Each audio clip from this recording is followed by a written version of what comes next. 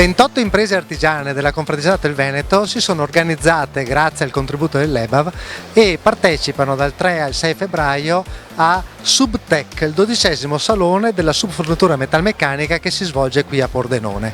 Uno stand completamente dedicato, realizzato con tutte le imprese che hanno una veste grafica comune per offrire a clienti italiani e stranieri tutte le competenze e le possibilità di lavorazione che queste imprese riescano a offrire nella metalmeccanica.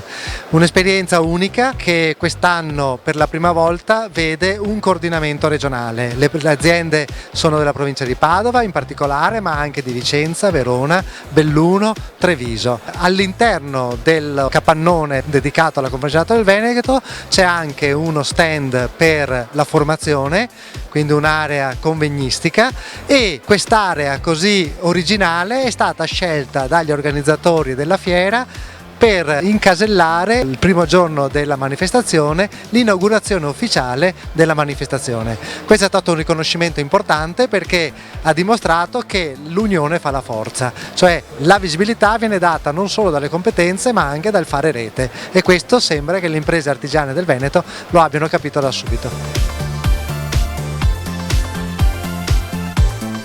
Siamo con Stefano Zanetti delle fonderie omonime di Padova, ma presidente del comitato di categoria EBAV, che ha reso possibile in qualche modo o ha aiutato queste 28 imprese della regione Veneto a partecipare a questa manifestazione.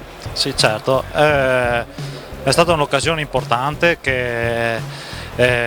un'iniziativa che è partita dalla provincia di Padova e ha voluto coinvolgere anche tutte le altre province del Veneto, perché per dare una possibilità alle aziende artigiane che non sono magari strutturate in modo tale da avere un aspetto commerciale attivo della propria azienda, gli dà la possibilità di partecipare a una fiera di una certa rilevanza senza avere oneri organizzativi e anche economici molto importanti. Infatti grazie a un contributo sostanziale dell'ente bilaterale Artigianato Veneto siamo riusciti ad abbattere notevolmente il costo della partecipazione alla fiera, in modo che anche aziende che non sono preparate ad affrontare questi eventi possono agevolmente partecipare senza avere delle esposizioni eccessive. Voi avete esperienza di fiere come azienda, ma ecco, un padiglione dedicato con tutti i loghi uguali, il fatto di essere tutti assieme è un valore aggiunto o può essere un problema? No, assolutamente. Siamo riusciti anche a superare quelle che erano le ritrosie abbastanza naturali delle piccole aziende, quelle che avere anche aziende affini, cioè che fanno più o meno la stessa attività vicine, possono essere un problema perché ci si espone alla concorrenza e invece è stata una cosa sorprendente anche da questo punto di vista, come si sono sviluppati i rapporti di collaborazione tra aziende dello stesso settore che fanno la stessa cosa, e il rapporto che è cresciuto di collaborazione, di scambiarsi degli lavori, proprio di collaborare attivamente tra le varie aziende, e quindi quello che ha stupito di più non solo i contatti che si portano a casa, insomma, naturalmente con clienti nuovi, ma anche l'aspetto di rapporto che cresce tra le aziende che partecipano alla stessa fiera. Lavorando insieme, lavorando come un sistema, si possono ottenere cose molto migliori che non presentandosi singolarmente alle manifestazioni. Sì, effettivamente diciamo è stato per noi un onore avere l'apertura della fiera qui all'interno del nostro padiglione. Diciamo che è stato grazie anche al nostro impegno di aver creato una bellissima aggregazione e anche grazie all'affiatamento delle aziende di Padova che da anni partecipano alle fiere assieme. Diciamo che anche l'atmosfera, avendo comunque coinvolto aziende di altre province, è ottima e già stiamo instaurando di buoni rapporti anche tra di noi, stiamo già parlando di futuro assieme, di relazioni, di reti di impresa, e diciamo c'è una bellissima atmosfera, speriamo che sia un buon segno anche per la ripresa delle nostre aziende. Diciamo che i segnali di ripresa nella fiera si sono visti sinceramente, abbiamo cominciato ad avere dei contatti e speriamo che vadano in porto nuovi lavori e nuove collaborazioni. E diciamo che la fiera di Pordenone per noi, soprattutto di Padova, ma del Veneto in genere, diciamo, è diventata la fiera nostra interna, perché essendo purtroppo venute a mancare altre fiere, questa qua la sentiamo come la nostra fiera. All'estero avete mai pensato? È difficile per un'impresa meccanica? Diciamo che dal punto di vista mio non è impossibile, perché le nostre imprese, per quanto siano piccole, sono tecnologicamente molto avanzate, nel senso che noi comunque artigiani spendiamo tutto quello che abbiamo nell'investimento dell'azienda. Siamo comunque imprenditori che credono nelle proprie aziende, quindi c'è un massimo nel reinvestimento.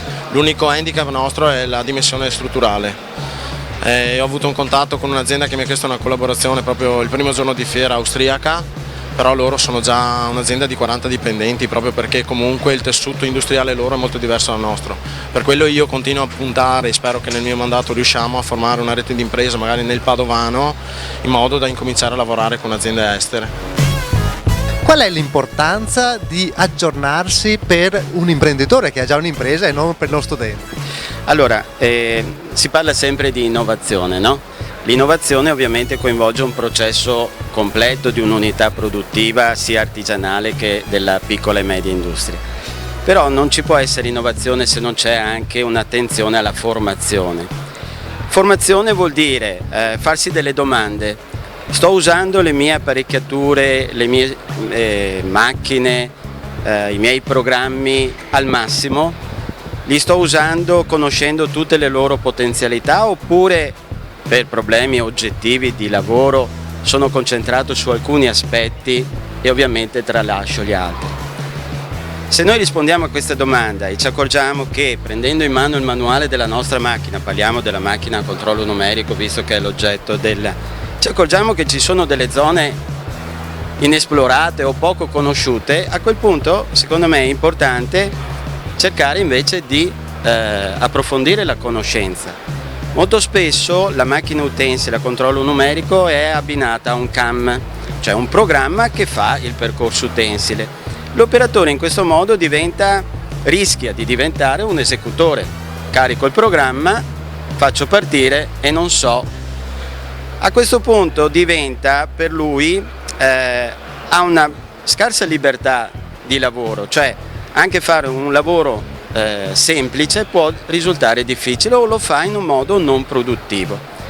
L'idea di questo appuntamento e di questa riflessione che faccio è quella di dare una panoramica. Ho scelto un controllo perché è ovvio che non si può fare una panoramica di tutti i controlli, ma come questo controllo che presento ha queste possibilità, tutti gli altri le hanno, per risvegliare la curiosità e l'interesse ad approfondire questi concetti, oppure anche solo sentendomi parlare di no, queste cose io le faccio, sono a posto, oppure no.